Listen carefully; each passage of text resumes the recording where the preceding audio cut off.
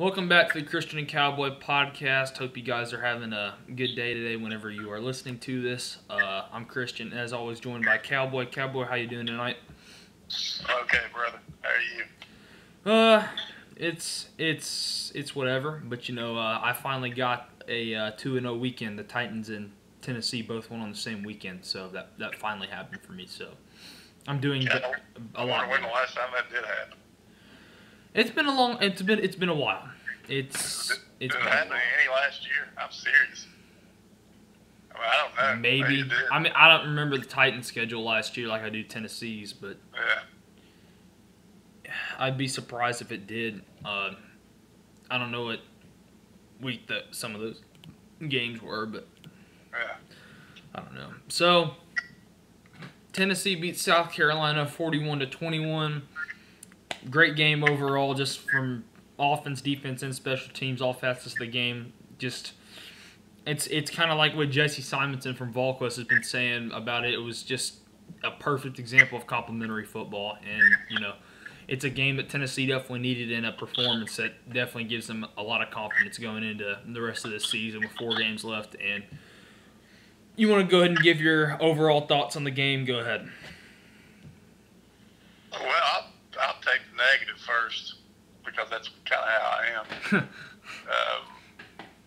It's still a pretty bad team in the red zone. Yeah. That's the only thing you can say that was bad. I mean, you're not going to be able to get 2 special teams touchdowns the other night. That's not going to happen every game.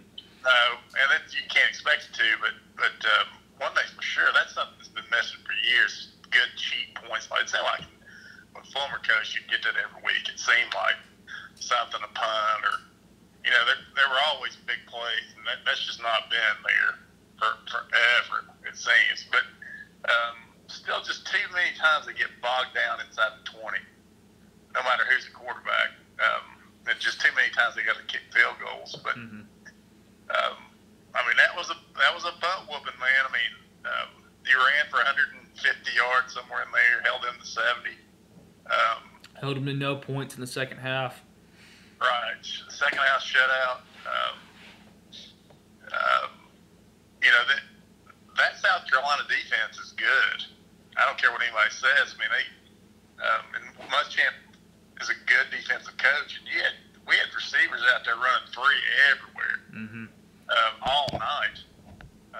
One thing I saw that absolutely blew my mind, I was reading a review piece on VolQuest today, and it was kind of like a just good and bad stuff like that. And one picture they showed was of Callaway's touchdown, not the punt return, but the one that Shrout threw to him.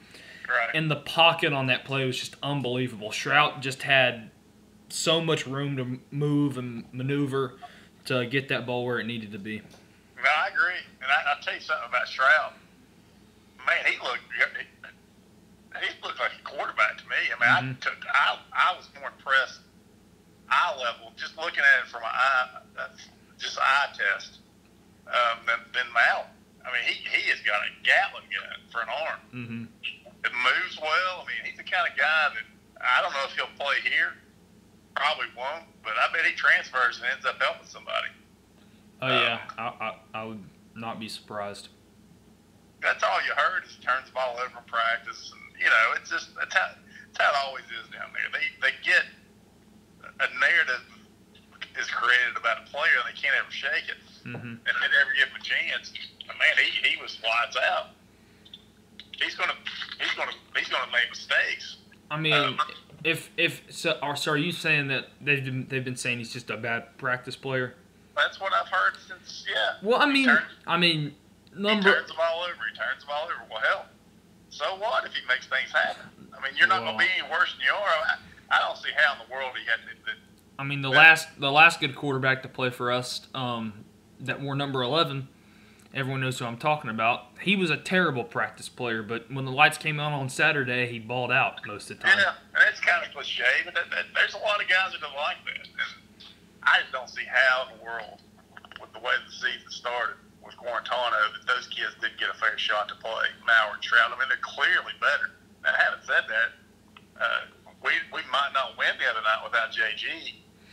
I think you could say that about Mississippi State and South Carolina, both those two games. That's right, and that's probably what they ought to learn from that. Is that's what he's best at is don't throw him out there to start.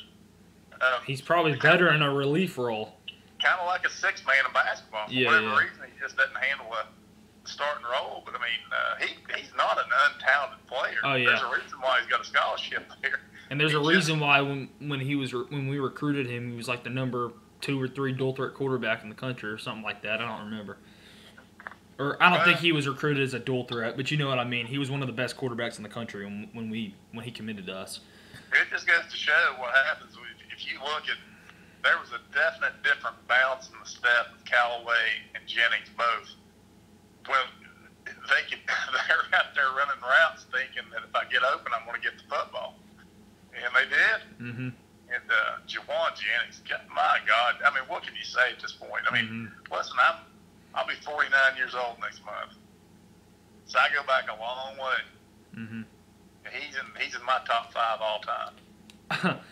favorite players. Now I'm not talking about best.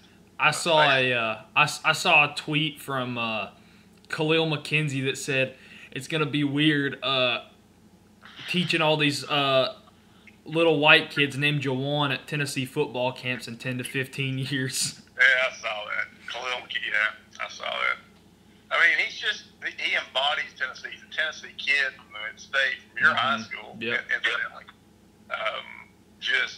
They tried to run him out of school, and that dipshit Brady Hoke was there. Mm-hmm. And he was just standing up for what was right, and he's hung in there through some injuries, and he plays his ass off every play, does every play at practice. I've never seen the first guy that touches him tackle him.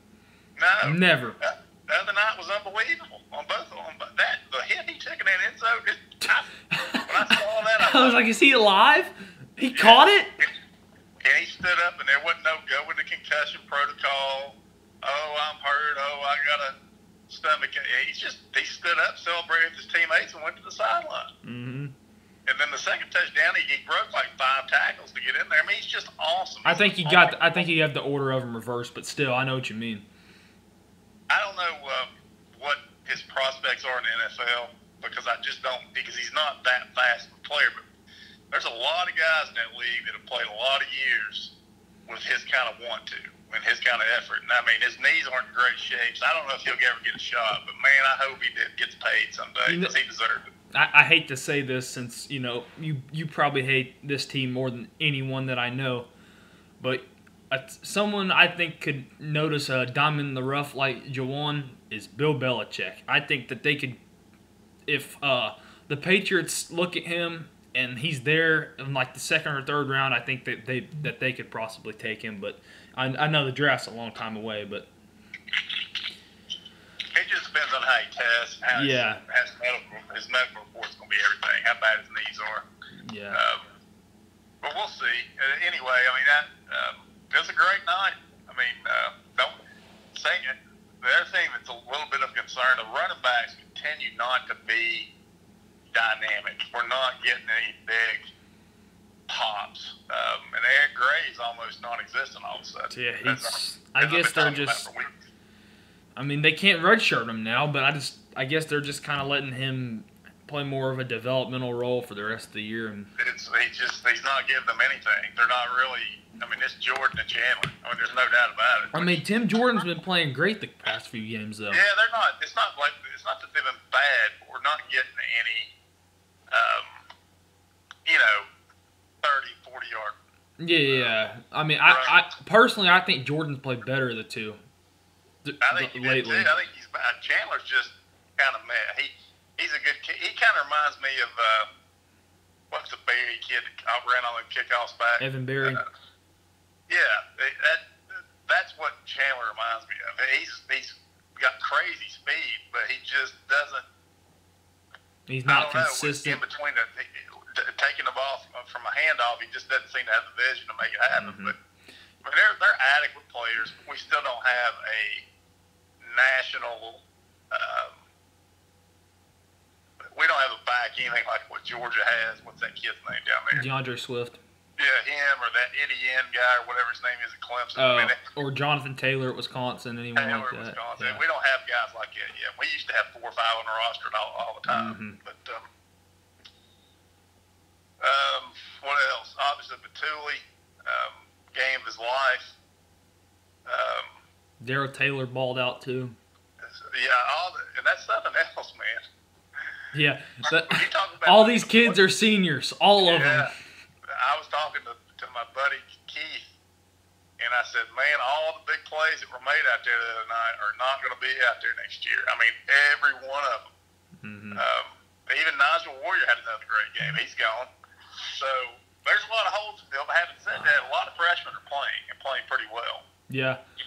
So, I mean, Toa continues to play well past what people probably expected from him this year. So, and really I think about probably where you've got a biggest problem is at wideout, because the linebackers are thin anyway. Toa will be back, obviously. They're bringing in a bunch of freshmen. Some of them will have to play. I think we'll be okay there, and we can't be any worse on the defensive line no matter who they put out there. So I think. And you know what? Credit to the D-line. Since I'd probably say the Mississippi State game, they've looked like a different team since like September. October and September, the D-line doesn't even look like the same team. No, since that Georgia game, it's been improved. I don't know what's changed. It's is it coaching? Is it just effort? I don't know, but it's definitely night and day. We couldn't get pressure on the UTC quarterback, and now we're getting to people. I mean, we were in that backfield all night. So I think, having said that, you losing all these guys, really, you've got Callaway and Jennings to replace, and that's huge. Everywhere else, it probably ought to be okay. Incredibly, you feel okay about quarterback next year. You got the freshman coming in. You got Bailey coming in. You got that transfer from Maryland. Right. You got Shroud and Maurer. I mean, out of those 4. And maybe Garantano, but he's going to be gone, which is fine. Yeah. So people are saying he's probably going to take the grad transfer route. Yeah, he's not going to stay, and he should. I mean, I don't even know. He may quit playing altogether. That's what he ought to do. He ain't playing in the NFL, or he needs to keep playing. Yeah. But if he loves it, he wants to, fine. But your offensive line ought to be elite next year, one of the best in the league. Yeah. Secondary is coming on.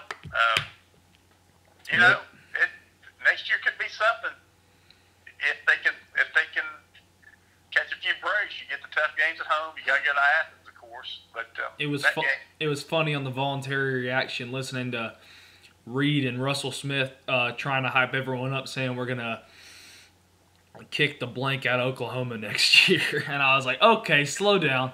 But anyway, go ahead. Well, that's why in the shit we're playing that game. I'll never know. I don't know either. I really don't know either. I don't know why we scheduled them again, but anyway, what were you saying? No, it's it looks. We got the tendency is to overreact either way, and so you got what we got left, 4 games left. Yep, 4 games.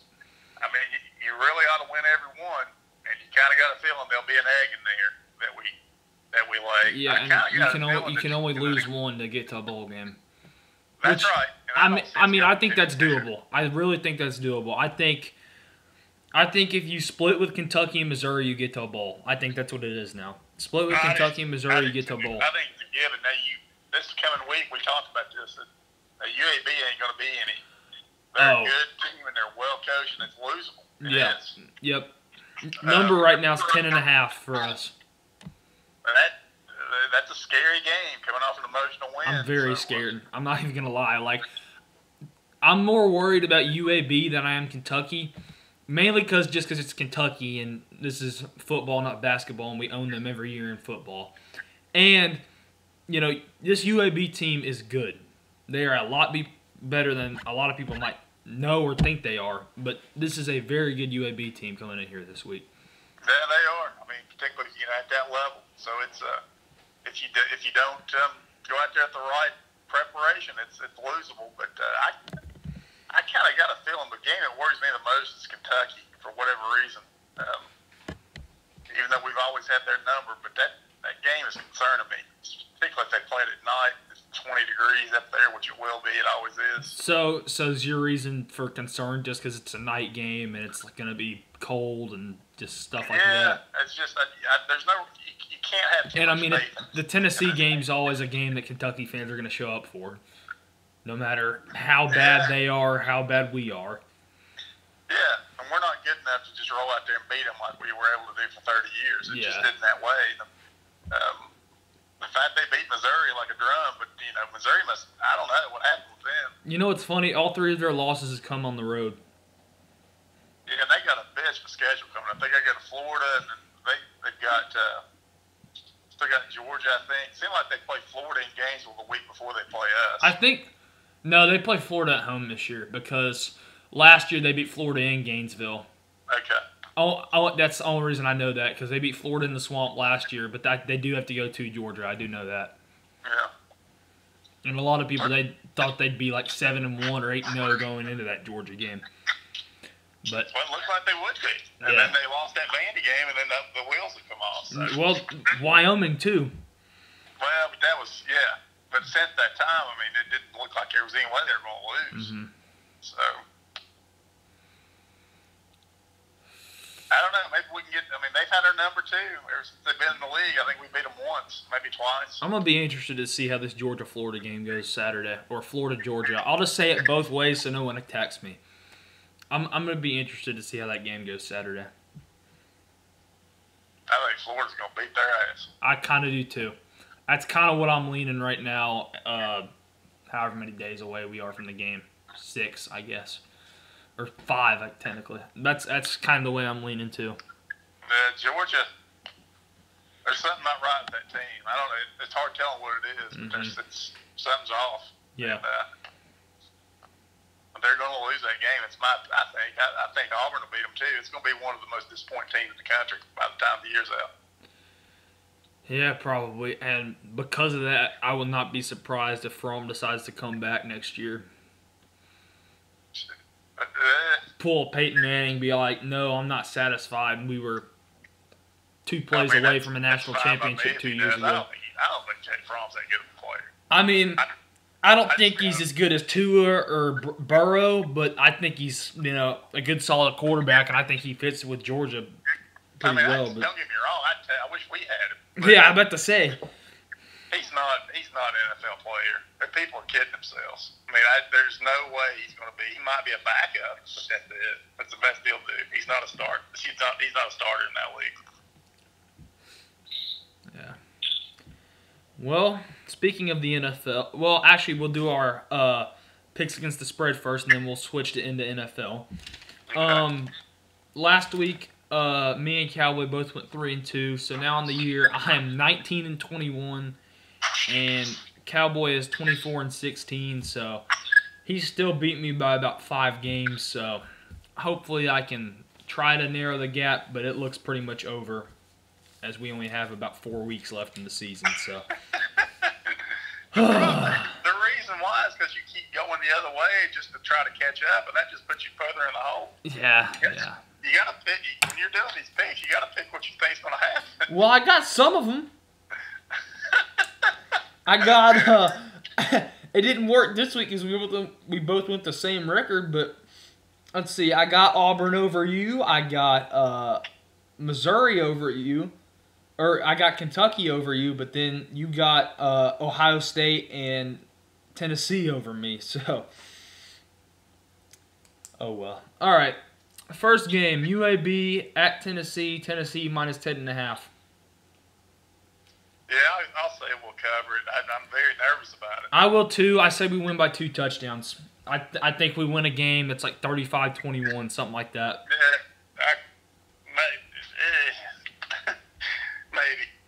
Yeah, maybe.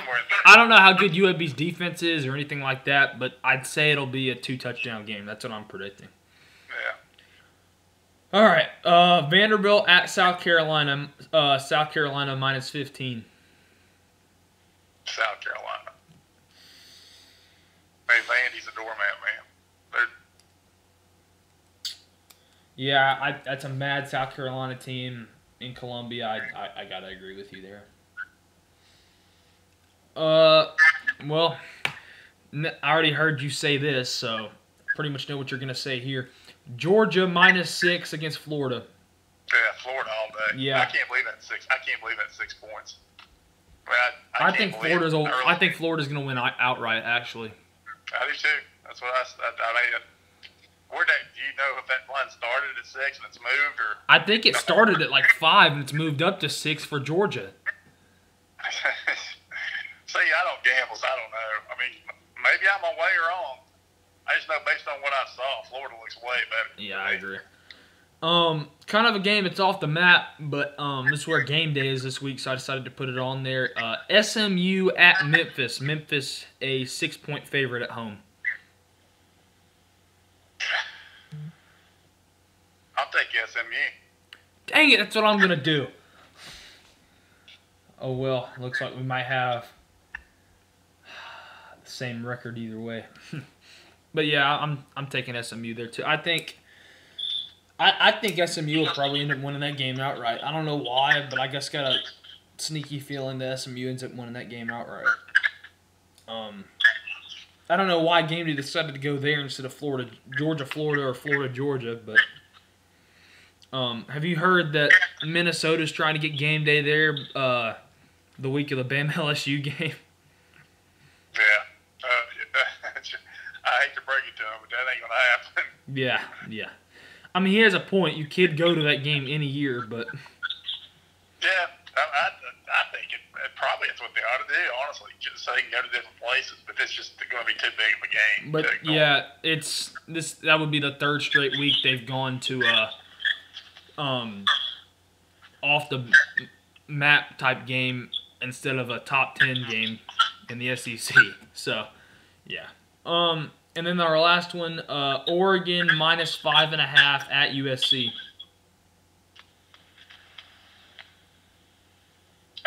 I'll take Oregon. I don't trust USC for anything. I'm going to take Oregon just because they've been good against the number this year. And, they've honestly kind of been back and forth with the number. We've had them in different games this year, but I just think I trust Oregon more than I do USC. So that's why I'm going with Oregon there. So, have fun for me. I'm going to stay 5 back either way because we both took the same teams. Oh, well. Well, I just saw Tiger on the TV, so... Oh, my God. I was hoping you wouldn't ask about that. What do you have to say about your favorite player in tour history winning yesterday in Japan in a tournament that means absolutely nothing? Well, it's an official event. He's tied the record all time. And I mean, listen, he's swinging great. And what happened this week in that tournament is he made everything he looked at 15 feet in. That's what he used to do. And if he putts like that, he can win when he's 70 probably. That'd be crazy, wouldn't it? That'd be crazy. What? That'd be crazy if something like that happened. Well, it won't, but he's definitely going to be a factor this spring. There's no doubt about it. I wouldn't be a bit surprised if he defends, but I still say Koepka's the favorite. But now Brooks is hurt, too. You heard about him hurting his knee Yeah. a few weeks ago. I don't think it's serious, but I don't think he's going to play in the President's Cup. All right, so now that we've touched on Tiger a little bit, let's transition to NFL. The Titans get a win over the Buccaneers. Yeah. Yesterday, completing the Tampa sweep for the weekend of Nashville teams sweeping Tampa teams. Got the Preds beating the Lightning in overtime Saturday night, and then the Titans beat the Buccaneers Sunday. Ryan Tannehill leads the Titans to his second straight win and his second straight start. I think he's better than Mariota, but it's to the point where he's an older guy, and I just don't think you're gonna be at a point where you can sign him to an extension, even if he if he miraculously gets you to the playoffs, which I don't think is gonna happen. I don't think anyone thinks that's gonna happen. Then you can maybe think about it, but I still don't think you can do something like that. I don't know. What do you think about Tannehill? I mean, he can be a good backup and give you 3 or 4 good games a year. But he'll fall back to earth. I mean, he's not somebody that you can go into a season. I mean, Tennessee's going to be drafting a quarterback this spring. There's no ifs, ands, or buts about it. I mean, if you're going to pick a class where you have to draft a quarterback, this would be the one to do it. I'd about guarantee that Mariota, he'll end up with somebody next year as the backup, and he'll end up doing what Tannehill's doing now, looking great for 4 or 5 weeks. Probably. It's consistency, man, that separates guys at that level. I mean, Winston will probably end up doing that too, though. Crazy to think that the top 2 picks in whatever draft that was, 2014, are probably both going to be on different teams next year than the teams they were drafted by. Yeah, but it shows you how imprecise it is, man. When you draft those quarterbacks, you just don't ever know how it's going to turn out. The thing about Winston is, I would think he'll find a job somewhere, but God, the way he turns the ball over, I don't know how you can put him on the field. I don't understand why Tampa keeps doing it. Who's their backup? I don't know, actually. It might be Mike Glennon. I'm not sure. Let me look. No, Glennon's been gone forever. And then Fitzpatrick, I don't know who it is. It must be somebody terrible. It's probably why we haven't seen him, because he just can't play. But Jameis is way worse than Mariota. Mariota just didn't get you beat. He just couldn't do anything to help you win. Winston loses games single-handedly every week. And it's just amazing to watch. Let's see. I'm going to the depth chart right now.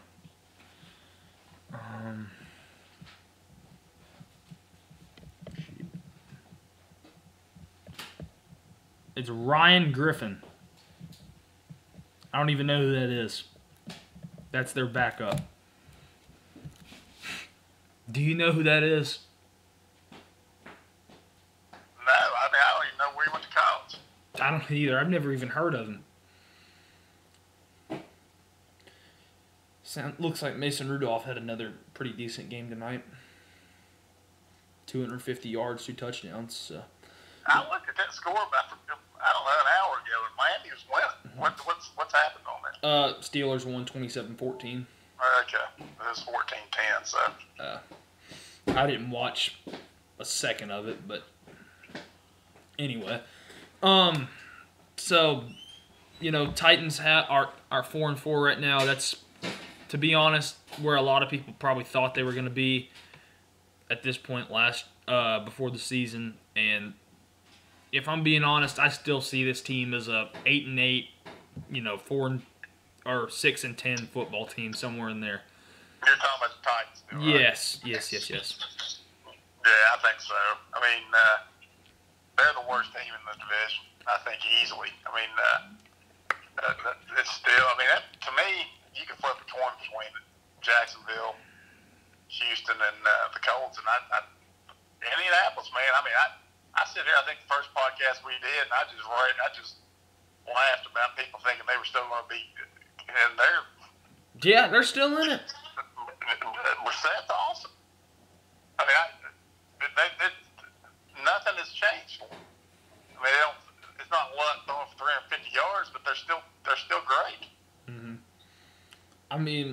The only thing that saves the Titans right now is that they're, as far as making the playoffs, is that they're in the AFC. If they were in the NFC, they would have absolutely no shot of making the playoffs. None. You've got 3 out of your 4 division leaders with only 1 loss, and it's week 8. No, in the AFC, pretty much everybody's still alive. Literally. Even Cleveland's not dead yet. You could say that in the NFC too, but the thing is, NFC is really top heavy is the thing, in my opinion. But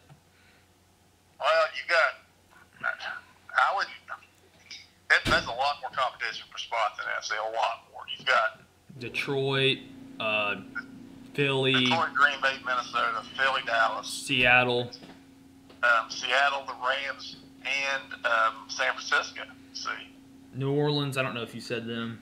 New Orleans, Green that's Bay. pretty much it in that division. You've got, there's, I don't know, 10 teams maybe for 8 spots or whatever. 6. It's tight. In the AFC, anybody's alive. Any of them are. Yeah, I agree. Yeah, it's definitely gonna be crazy in the NFC. I'm still kind of bummed out we didn't get to see Mahomes versus Rodgers last night, but yeah, it stinks because they won't play again for at least 4 years. And unless they play in the Super Bowl, which I don't see that happening. Yeah. It could, but I don't see it happening. I don't think anyone's stopping the evil empire in the NFC this year, or in the AFC. But I hate the Patriots. Anyway, so World Series, the Nationals, well, we'll start with the Nationals. They win the first 2 games in Houston and then proceed to lose all 3 games in Washington and are now down 3-2. It's just like it. It's just like that Braves Yankee series. What year was that? Like 96? Do what? What year was that? 95, 96, somewhere in there. But wasn't the games the Braves won? Weren't they in New York? Yeah, it's the same thing. It's the same thing. Yeah, you're right. My bad. Yeah, it's the exact same situation. Exact. But the only difference, I guess, is Atlanta was favored. They were a juggernaut. The Yankees that was their first time they'd been in the playoffs in a while. Oh, is that you know when George is teaching Derek G? Is that why he says we won the World Series and George is like in 6 games? Is that? Yeah, it's that. Oh, okay. It's the same thing. Yeah, that's it. Aren't you the one that put us in that Ramada in Milwaukee? I don't know, man. It's baseball's a funny game, but it's over. It's just hard to believe that you would beat Cole and Verlander and just have everything going your way, and then it just falls apart on you. Then Scherzer can't go tomorrow. Did you see that? Where he's got back spasms. You mean he couldn't? Yeah, he couldn't go last night. Yeah. Last night. That's what I meant to say. Yeah. Think how that flips the whole deal. If he pitches normal, they probably win. Let's face it. Yeah, I think they definitely have a lot better chance, but it's kind of hard to win when you only score 1 run anytime. Yeah, that's true. And their only run was off a solo homer from probably the future of their franchise in Juan Soto. Sometimes if you got your horse on the mound, it just re-energizes your lineup. Maybe they don't score just 1 run. You just never know. You really don't. But it's hard to see Washington coming back from this. But they just got to win. They got to win tomorrow and then win the next game. You get to a game 7, you don't ever know. Yeah, they're focused tomorrow. They don't even need to be worried about Wednesday right now. All they need to worry about tomorrow is just play tomorrow's game 7 is what they need to do. That's all you can do. Mm-hmm. That's basically what it is for them. Yeah. I think having Strasburg on the mound definitely gives them a better chance, but it's in Houston. I know home field doesn't really matter as much in baseball, but no, it doesn't mean anything really. And this World Series has shown that. And because road teams are 5-0 in this World Series, but well, I think I've seen stats. I need to look it up. Maybe I'll try to find that and have it for next week. It seems like baseball home field advantage is maybe 53%. It's barely over 50-50. Mm-hmm. Hockey is like 56. Football is like 60, and basketball is like 68. It's somewhere in there. Really, basketball's the best? Yeah, by quite a bit. Huh. Well, speaking of basketball, the Grizzlies finally got their first win of the season last night. Ja Morant comes up clutch. He blocks Kyrie Irving's shot attempt at 120-120 to send the game to overtime. Kyrie was backing him down, and he pulled up, and Ja just brought it right back down and sent it to overtime. It was kind of back and forth in overtime. We had to foul. They missed a free throw. We had to call timeout. Yeah. Off the inbound play, Jay Crowder gives it to Morant. He dribbles it to about the 3-point line. They body him up. He dumps it off to Crowder, who barely gets the shot off, and he drains a 3 to win it.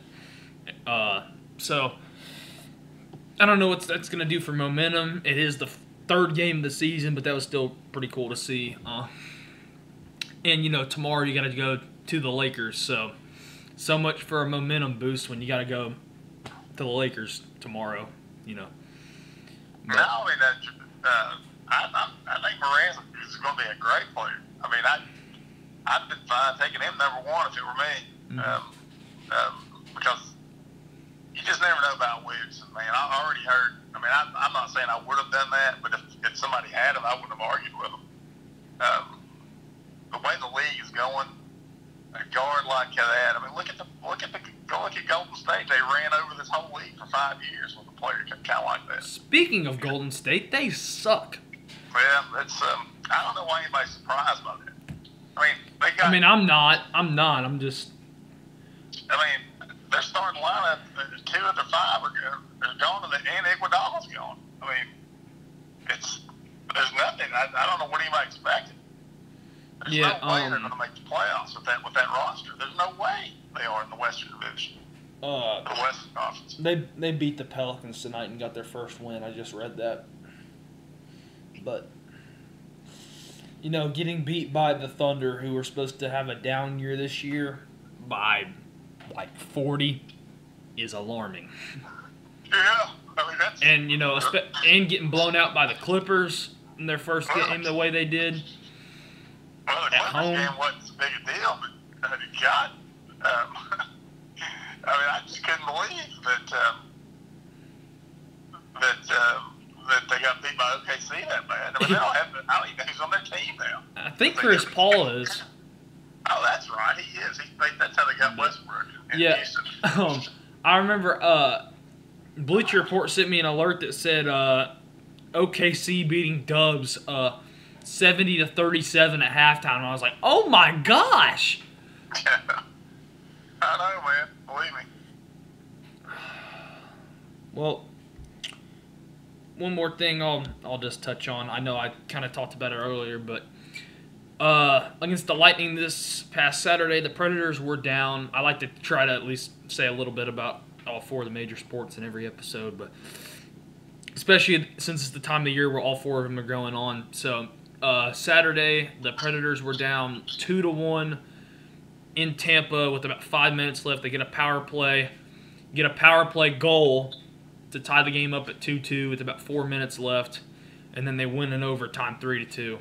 So big win for them there against what most people think is going to be one of the best teams in the NHL again. A lot of people think Preds Lightning could be a Stanley Cup final possibly, so that was a big win for the Predators there. Yeah, it was. I mean, they've had a decent start. That's all you can ask for. If I'm correct, they've started 7-3-1. Got Chicago coming in tomorrow night, so that'll be a big game. I don't know how they've started, but just a quick look at the standings real quick as I pull them up here. Like I said, Predators starting 7-3-1 was big. Obviously, anything short of the playoffs at least is going to be disappointing for them this year. Let's see. Here's the standings here. I'm going to pull up the league standings. So that I feel like this early, just looking at the league standings, gives you a better idea of who's doing the best right now. Buffalo is at the top of the league right now, the Sabres. Washington, followed by Washington, Boston, Colorado, and Edmonton. Yeah, I think Edmonton's going to go back to the playoffs this year. They've looked really good through however many games they've played. 12 games. Yeah, they're 8-3-1 through 12 games. I think Edmonton's going to find their way back to the playoffs this year. McDavid couldn't quite get them there last year, but I think they've added some pieces. James Neal's playing awesome early in the year, which you probably recognize that name, former Predator. He was on the Western Conference Champions team. Right. And, he's playing great for them early in the year. So, they've maybe added a few role players that will get them back to the playoffs. I mean, obviously you're always going to have McDavid, but... And, by the way, PK Subban's new team, the Devils, are 2-5-2. that right? Yep. Wonder how he's playing. I don't know, but they suck. They're really bad. I hated they got rid of him, but I think it was the right move. He just seemed like he was on the downside. The Blackhawks are 3-5-2. We should. Yeah. Gosh, the Sharks are 4-7-1 too. I can't believe they played that many games. Yeah. Most teams have played somewhere between about 10 games. Most teams have. So, anyway, good episode. Dad, you have anything else you want to say before we close it out? No, we're good, buddy. I had a good time talking to you tonight. Good to do it with a win, a big win. Yep, hopefully we can come back with another win that's not very stressful on Saturday, because this UAB game is going to be not very easy, I think. So hopefully we can pull it out, and we'll talk to you guys again soon. Thanks for listening, and we'll see you later.